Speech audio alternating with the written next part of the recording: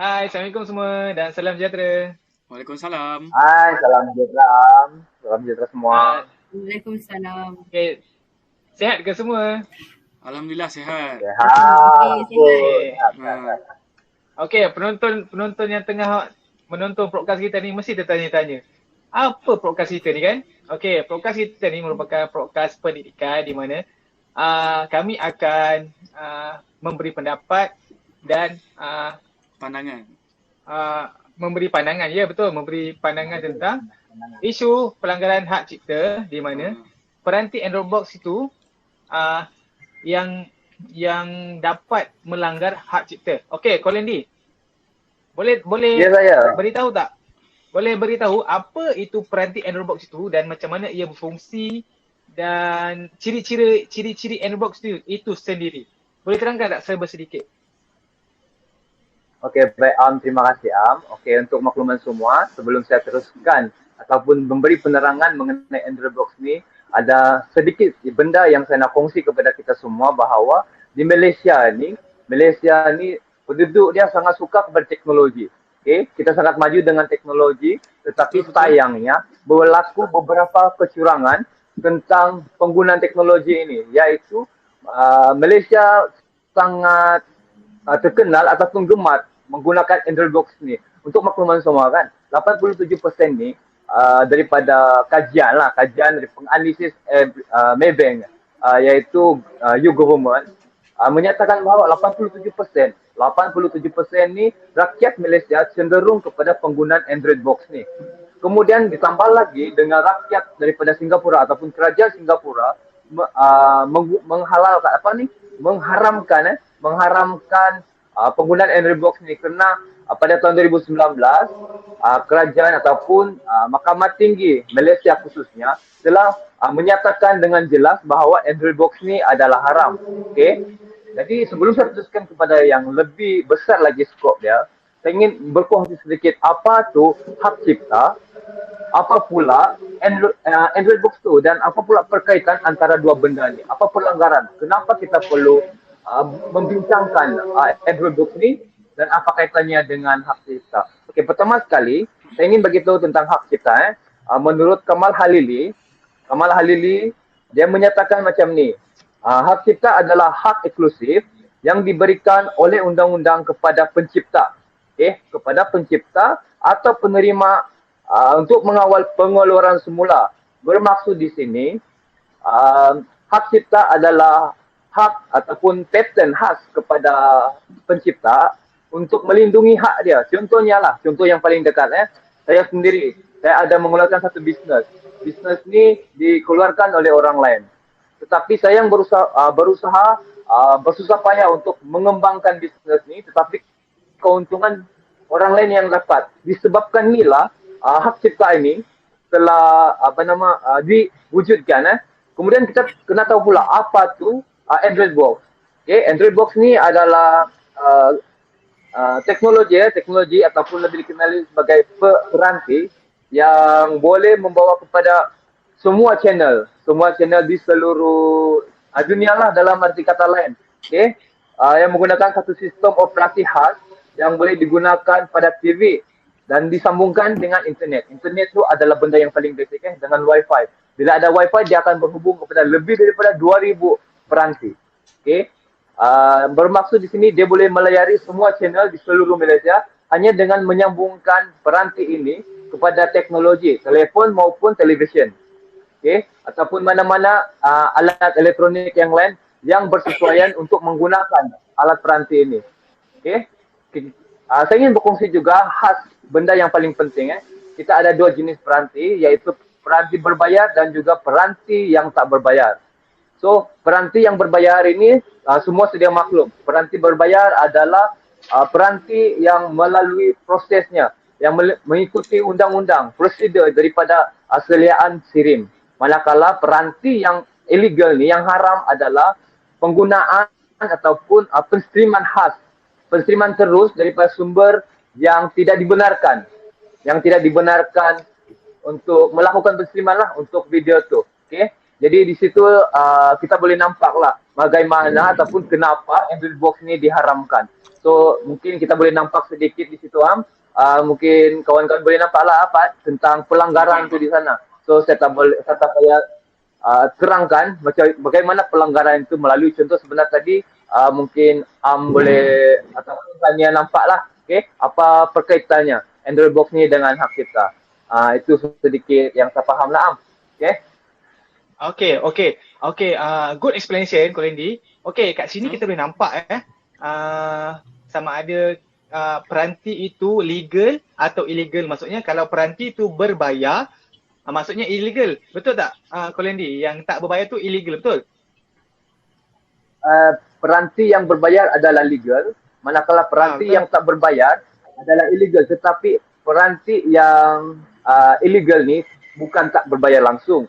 Dia ada melakukan pembayaran tetapi sekali sahaja. Manakala peranti yang berbayar ini dia melakukan secara konsisten setiap bulanan, mengikut prosedur ataupun mengikut skop yang ditetapkan oleh pihak produser ataupun pengeluar syarikat televisyen itu sendiri. Macam tu Okay, thank you Kolendi atas penerangan tu. Okay, seterusnya kita akan membincangkan tentang kenapa. Okay, tadi kita dah tengok statistik pada Kolendi yang dikatakan 80% lebih memilih untuk memiliki Android box tu. Okay. Ya, betul. Soalan dia, kenapa rakyat Malaysia suka pakai peranti ni dan bagaimanakah peranti ni didapati? Maksudnya didapati dari mana? Boleh tak Cik Bunga kita tanya, terangkan? Ya, Cik Bunga kita. Okay, alright. So, apa yang saya faham lah berkenaan Android box yang telah banyak menjadi trend yang mengganggu hak cipta menyeluruh lah kan dekat negara kita ni yang tengah kita hadapi sekarang. Untuk persoalan Amirul, Melaka sendiri, saya rasa kemungkinan manakah yang macam mana masyarakat kita boleh dapati Android box tu sendiri. Sebab kalau kita perasan faktor lambakan sendiri dekat Malaysia terlampau banyak. Okay? Antaranya penjualan secara haram melalui online. Kalau kita perasan ataupun kita search je lah kalau you guys buka apps kan, Lazada, Shopee ke apa ke, memang kita telik guna je Android box, dia dah keluar lah. Jadi tiada penyekatan dalam daripada pihak penguasa sendirilah. At the same time dia dah penjualan haram tu secara berleluasa, apa yang saya boleh simpulkan lah. Okay, tu yang kemungkinan dan faktor lambakan yang menyumbang macam mana masyarakat kita boleh dapati Android box tu.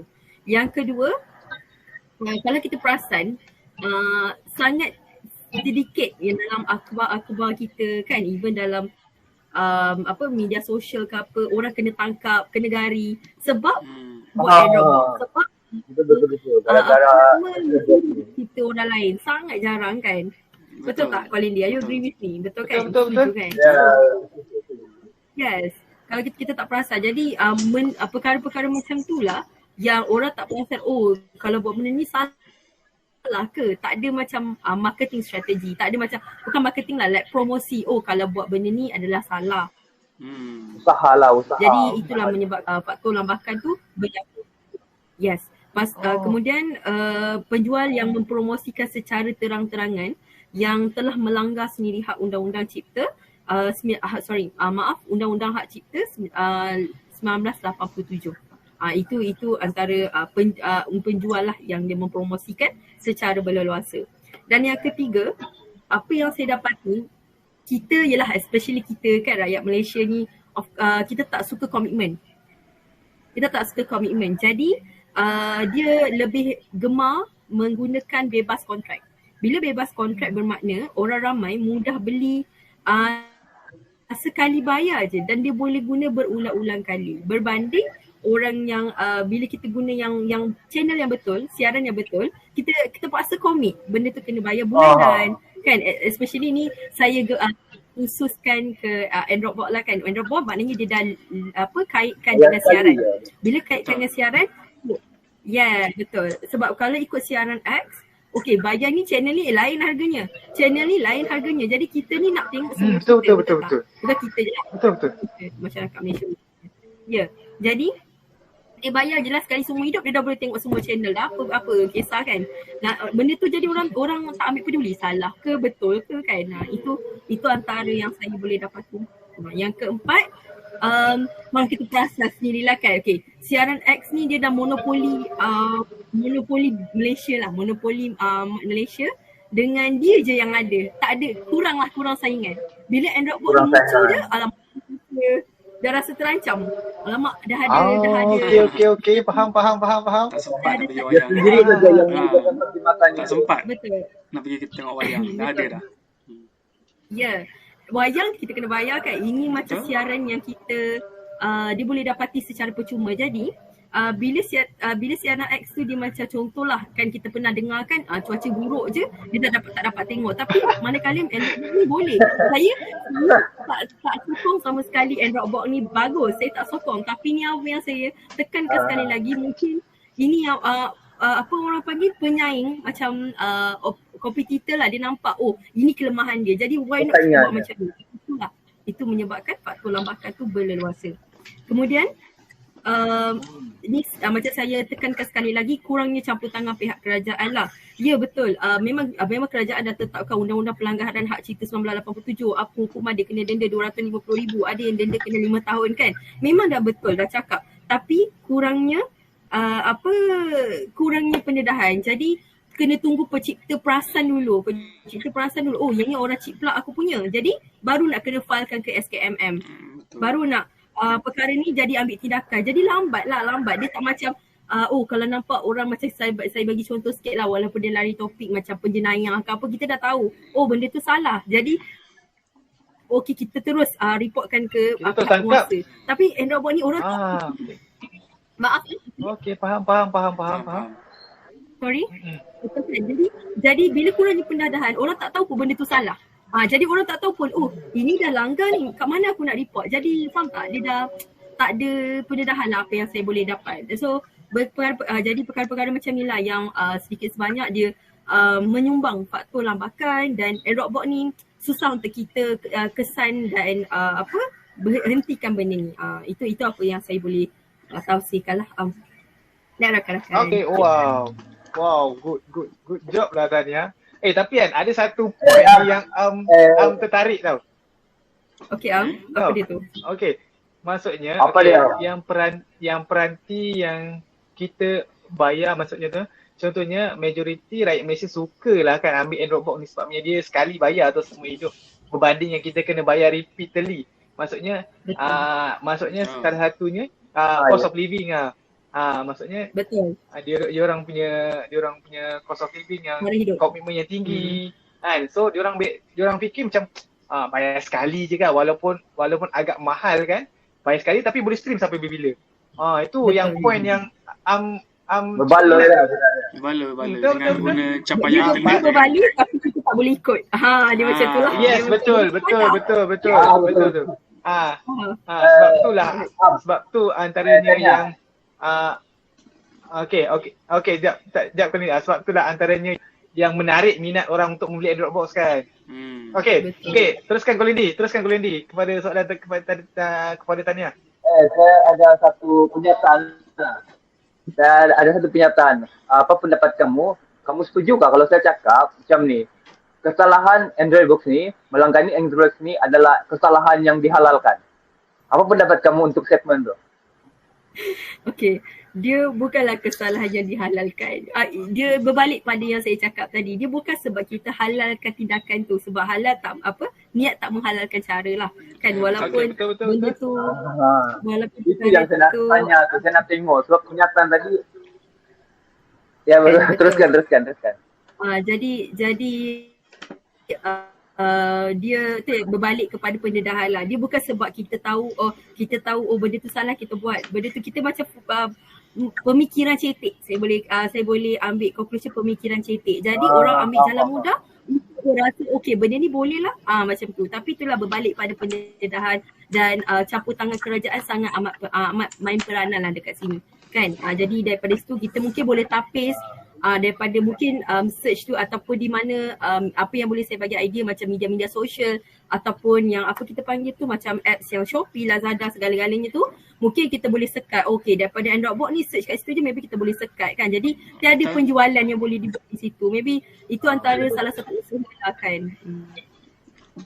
Tindakan awal yang boleh diambil.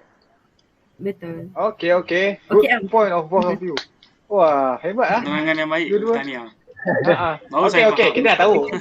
Okay, kita dah tahu. Okay, kita dah tahu apa itu Android box. Kenapa ia disukai ramai. Okay, sekarang ni kita tak tahu daripada segi undang-undang pula.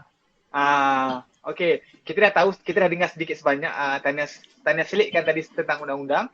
Tapi kita nak lebih detail tentang daripada agensi penguatkuasaan. Maksudnya akta apa yang kita boleh jatuhkan kepada pembeli, penerima dan pengguna.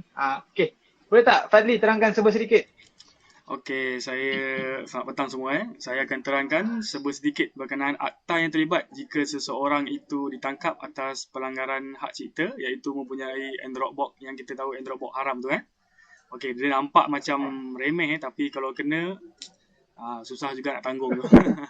Okey, akta yang terlibat tu jika seseorang tu ditangkap, dia boleh dikenakan tindakan di bawah Seksyen 239 Akta Komunikasi dan Multimedia 1988, Akta 588. Saya terangkan pasal akta ni sikit iaitu mempunyai seseorang yang mempunyai dalam milikannya apa-apa peralatan atau peranti yang bukan standard yang dia tahu atau mempunyai sebab untuk mempercayai adalah peralatan dan peranti bukan standard itu untuk tujuan memasang dan memilikinya.